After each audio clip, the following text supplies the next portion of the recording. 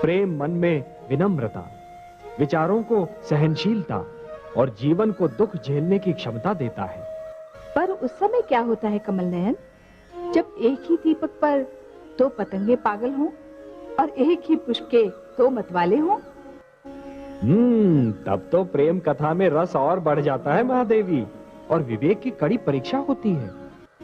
तभी तो अवसर मिलता है ये देखने का कि कौन स्वार्थी है और कौन त्याग कर सकता है, कौन प्रेम को शक्ति से जीतना चाहता है और कौन प्रेम को केवल प्रेम से जीतना चाहता है।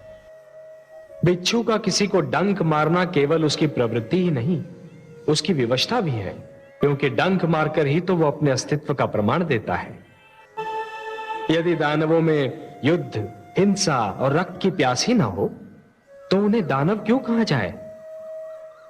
वो धर्म की रक्षा के लिए युद्ध नहीं करते देवी, वो तो युद्ध को ही अपना धर्म मानते हैं।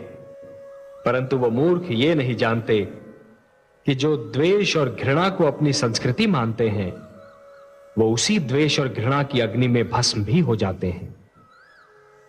क्योंकि द्वेष और घृणा दूसरों को कम क्षति पहुंचाते हैं, स्वयं को अधिक। अपने ही मुख से अपने आप को केवल वही लोग महान कहते हैं जिन्हें यह भय होता है कि कदाचित कोई और उन्हें महान नहीं कहेगा। यह तो आत्मविश्वास की कमी का प्रतीक है देवी। अभिमान और घमंड स्वयं से छल करने का दूसरा नाम है। अब सांझ समय शरीर की छाया लंबी हो जाती है। अब कोई मनुष्य यदि छाया की इस लंबाई को शरीर की वास्तविक लंबाई समझ लेगा तो स्वयं से छल ही करेगा ना। सफलता और समृद्धि को प्राप्त कर लेना उतना कठिन नहीं होता जितना कि उन्हें पचा लेना। अब मान लीजिए कि एक गागर में जल आधा भरा है और दूसरी गागर में जल पूरा भरा है। जिस गागर में जल आधा भरा है वो तो शीघ्र ही लुढ़क जाएगी ना। इसी प्रकार जिनके व्यक्तित्व में हल्कापन होता है वो थोड़ी सी सफलता से भी बहुत अधिक प्रसन्न हो जाते हैं। भारी भरकम व्यक्तित्व वाले लोग सफलता पर ध्यान नहीं देते, वो तो इस पर ध्यान केंद्रित करते हैं कि कहीं सफलता उनका ध्यान अपने लक्ष्य से हटा न दे। सफलता उन्हें अधिक सतर्क बना देती है देवी। यह संकल्प की शक्ति है महादेवी।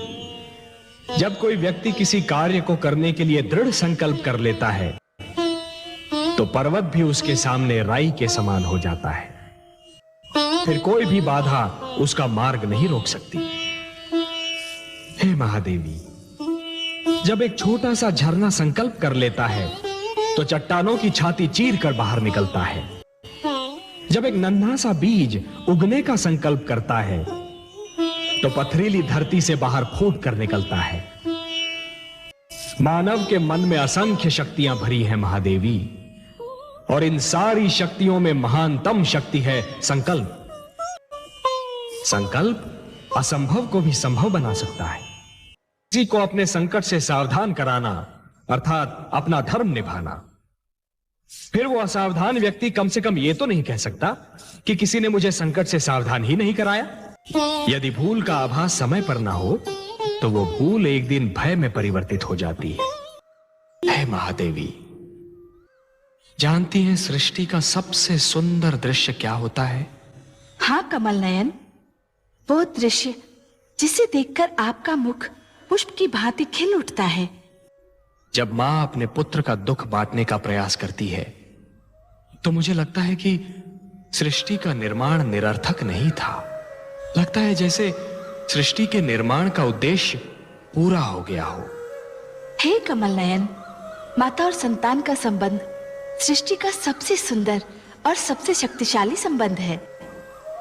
इतना शक्तिशाली संबंध तो पिता और पुत्र का भी नहीं होता। पुत्र पिता का अंश अवश्य होता है, किंतु माता का तो पुत्र विस्तार होता है।